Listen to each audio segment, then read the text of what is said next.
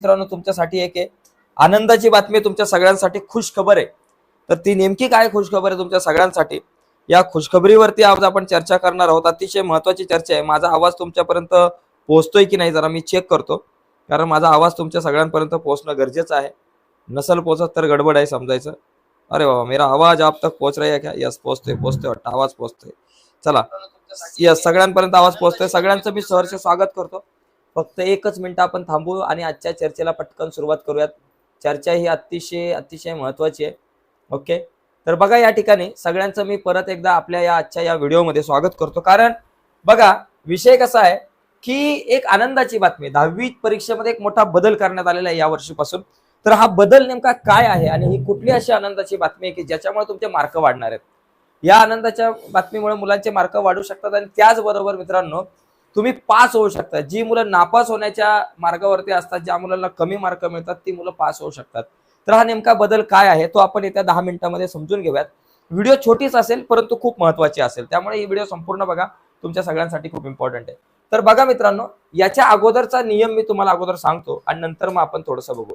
बघा या अगोदर सिच्युएशन काय होती, 10वीला जर तुम्ही विचार केला, एखादा जर तुमच्याकडे धडा असेल, एखादा जर विषय असेल आणि त्या विषयाला जवळपास 100 मार्काचा विषय असेल एखादा, तर 100 मार्काच्या विषयांची विभागणी 2 भागांमध्ये होते.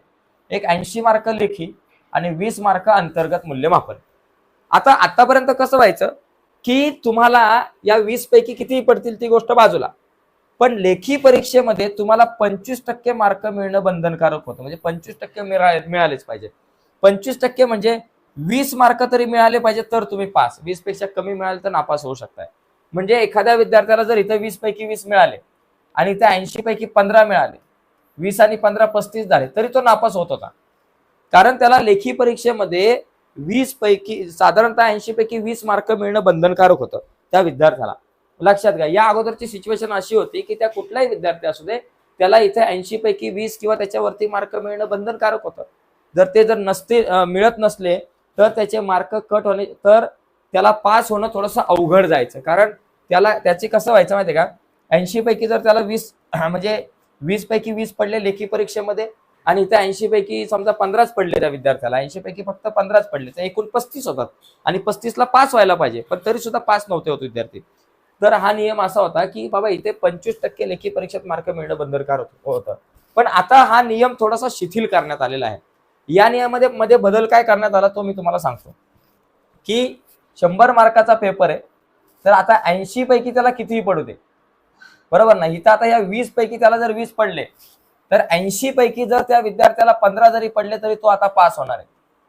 80 पैकी त्या विद्यार्थ्याला 15 पडले तरी तो पास होणार आहे. आणि इंग्लिश सारख्या विषयामध्ये जर त्याला 80 पैकी 5-6 मार्क जरी पडले तो पास होऊ शकतो. इंग्रजीमध्ये एखाद्या विद्यार्थ्याला 80 पैकी 5 ते 6 मार्क पडले तरी तो पास होऊ शकतो. कसा ते मी तुम्हाला सांगणार आहे आता.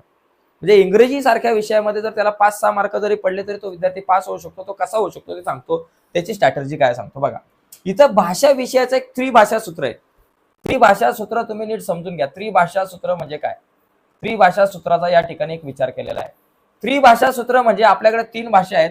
एक मराठी भाषा आहे तुम्हाला, बरोबर, अधिक एक इंग्रजी भाषा आहे आणि त्याच्यानंतर अधिक एक इंग्रजी भाषा आणि अधिक तिसरी भाषा कुठली तुमची हिंदी. 3 भाषा तुमच्याकडे आहेत. या 3 भाषांचे मिळून जर एखाद्या विद्यार्थ्याला 105 मार्क पडत असेल तर तो पास होऊ शकतो. समजा एखाद्या विद्यार्थ्याला मराठीमध्ये पडलेले आहेत 40, ओके, आणि त्याला हिंदीमध्ये पडलेले आहेत 40. 40 आणि 40 किती झाले बाबा, 80 मार्क झाले. मग आता 40 आणि 40 80 मार्क उरले किती, 25 मार्क. आणि जर त्याला इंग्रजीमध्ये 25 मार्क पडलेले असतील तरी सुद्धा तो पास होऊ शकतो. इंग्रजीमध्ये त्या विद्यार्थ्याला 25 मार्क पडले तरी तो विद्यार्थी पास होऊ शकतो. बघा मराठीत पडले 40, हिंदीत मध्ये पडले 40, 40 आणि 40 80 आणि हे 25 झाले 105. आता या 25 ची गंमत काय होऊ शकते, लेखी परीक्षे त्याला अंतर्गत मूल्यमापनामध्ये जर 20 मार्क दिले शाळेतल्या शिक्षकांनी, अंतर्गत मूल्यमापनात 20 मार्क दिले आणि लेखी परीक्षेत फक्त 80 पैकी 5 जरी मार्क मिळाले तर 20 आणि 5 25 तो झाला ना भाऊ पास. 20 आणि 5 25 तो पास होऊ शकतो. तर हे त्रिभाषा सूत्र अशा प्रकारचं आहे की इंग्रजी, हिंदी आणि तुमची जी मराठी भाषा आहे, या 3 भाषा जर मिळून तुम्ही बघितले तर 3 भाषा मिळून तुम्हाला या ठिकाणी तुम्ही 3 भाषा मिळून तुम्हाला साधारणतः 105 मार्क मिळाले पाहिजेत. ओके, तर अशा प्रकारे मित्रांनो आजचा हा एक मुद्दा आहे, तो नक्कीच तुम्ही समजून घेतला असेल, तुमच्या लक्षात आला असेल मला काय म्हणायचं आहे. तर पुन्हा एकदा मी या सगळ्या गोष्टी रिपीट करतो आणि आणखी एक महत्त्वाची अपडेट आहे तिच्यावरती एक चर्चा करतो मी तुम्हाला. चर्चा करूयात आपण. बघा, म्हणजे मराठी, इंग्रजी, हिंदीमध्ये 105 आणि तशाच प्रकारे आणखी नियम असतो. एखाद्या विद्यार्थ्याला गणित अवघड जातो, विज्ञान अवघड जातो, तर इथे एक लक्षात घ्या, गणित आणि विज्ञान मिळून जर 70 मार्क असले तरी सुद्धा विद्यार्थी पास होऊ शकतो. गणित आणि विज्ञान मिळून, म्हणजे एखाद्या विद्यार्थ्याला गणितामध्ये पडले, विज्ञानमध्ये पडले 40 आणि गणितामध्ये त्याला पडलेले गणितामध्ये पडले 30, तर 40 आणि 30 70 पडले तरी तो पास होऊ शकतो. तो विज्ञानामध्ये आणि गणिताचे मिळून तुमच्याकडे 70 मार्क असणं गरजेचं आहे. तर मित्रांनो नियम लक्षात घ्या, जो बदल झालाय तो लक्षात घ्या. बदल काय झालाय, या अगोदर कसं होतं, तुमचा जर पेपर 100 मार्काचा असेल तर या 100 मार्काच्या पेपरमध्ये 80 मार्क आपल्याला लेखी परीक्षेचे होते, 20 मार्क अंतर्गत मूल्यमापनाचे होते. या अगोदर आतापर्यंत कसं व्हायचं, एखाद्या परीक्षेला लेखी परीक्षेत 20 पैकी 20 मार्क मिळले, परंतु इथे त्याला 25% मार्क बंधनकारक होते. 25% म्हणजे इथे 80 पैकी 20 मार्क मिळालेच पाहिजे तर तो पास होणार. आणि इथं समजा 80 पैकी 15 मार्क मिळाले तर इथं 35 होतात. अंतर्गत मूल्यमापनाचे 20 मार्क आणि शाळेमधून अंतर्गत मूल्यमापनाचे 20 मार्क आणि या लेखी परीक्षेतले 15 मार्क मिळाले की 35 मिळून पास होईल असं वाटत होतं. पण याच्या अगोदर तो पास होत नव्हता, कारण इथे त्याला 20 मार्क मिळवणं गरजेचंच होतं. परंतु आता ही अट या वर्षीपासून नसणार आहे. या वर्षीपासून 80 पैकी जर त्याला कमी जरी मार्क मिळाले, 15 जरी मिळाले तरी तो पास होऊ शकतो. म्हणजे 25%ची जी काही अट आहे ती या ठिकाणी या वर्षीपासून नसणार आहे. तर हा जो बदल आहे हा खूप महत्वाचा बदल आहे. या बदलांमुळे बरीच मुलं जी नापास होण्याच्या मार्गावरती असतात तर ती मुलं पास होणार आहे. तर तुम्हाला हा बदल नक्की समजला असेल मित्रांनो. आता याच्यानंतर एक इम्पॉर्टंट गोष्ट लक्षात घ्या, आजच्या चर्चेमध्ये मी इथेच थांबतो, अतिशय महत्वाची चर्चा होती. आता याच्यानंतर मी 9:45 बघा, 9:45 खास 9:45 म्हणजे येत्याच 5 मिनिटात मी लाईव्ह येणार आहे. कशावरती, गणित भाग 1 ची अंकगणिती श्रेणी, अरिथमॅटिक प्रोग्रेशन. सेमी इंग्लिश आणि इंग्लिश मिडियमच्या विद्यार्थ्यांसाठी लेक्चर असणार आहे अरिथमॅटिक प्रोग्रेशन वरती, आता लगेच 9:45. त्याची लिंक या व्हिडिओच्या खाली डिस्क्रिप्शन मध्ये आहे. तर डिस्क्रिप्शन मध्ये बघा एक लिंक दिले, त्या लिंकवर क्लिक करून पुढचं जे लेक्चर आहे ते तुम्ही अटेंड करा. त्या लेक्चर म्हणजे अरिथमॅटिक प्रोग्रेशन वरची एक आपली लेक्चर आहे. अरिथमॅटिक प्रोग्रेशन म्हणजे गणित भाग 1 चं मॅथमॅटिक पार्ट 1. जर तुम्ही सेमी इंग्लिशला असाल आणि इंग्लिश मिडियमला असाल तर तुमच्यासाठी आपला एक नवीन युट्यूब चॅनल आहे, त्याच्यावरती आता 9:15 वाजता 9:45 लेक्चर होणार आहे. तो लेक्चर आहे अरिथमॅटिक प्रोग्रेशन या चॅप्टरवरती.